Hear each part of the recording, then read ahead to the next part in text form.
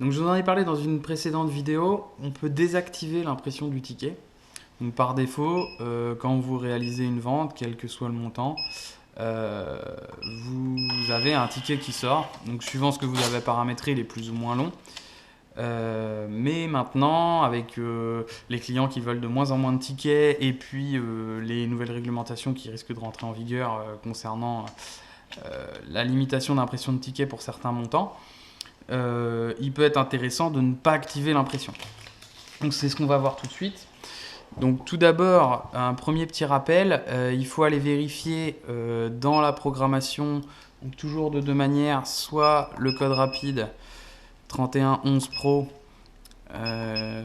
soit par l'arborescence, configuration, programmation, mode balance, ticket, et aller chercher le pas de menu imprimer copie. Donc ça, il faut que ça soit validé. Donc il faut qu'il y ait le petit rond entre crochets.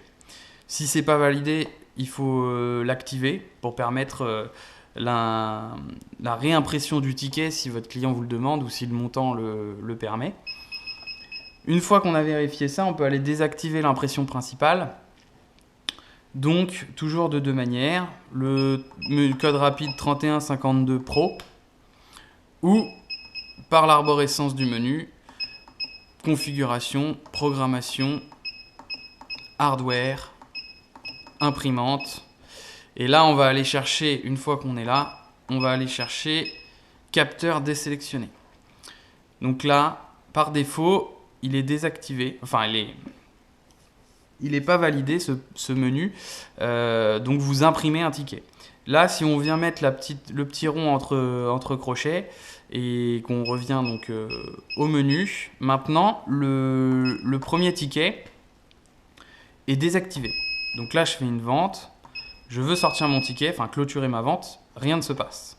Donc ma vente est clôturée, je peux revendre sur ce vendeur et je n'ai pas imprimé de ticket. Si mon client le demande, avant de refaire des ventes, avant de resservir un autre client. Si mon client me demande le ticket ou que la somme exige qu'il y ait un ticket qui soit produit, il suffit de refaire étoile et le numéro du vendeur. Et là, vous imprimez une copie du premier ticket.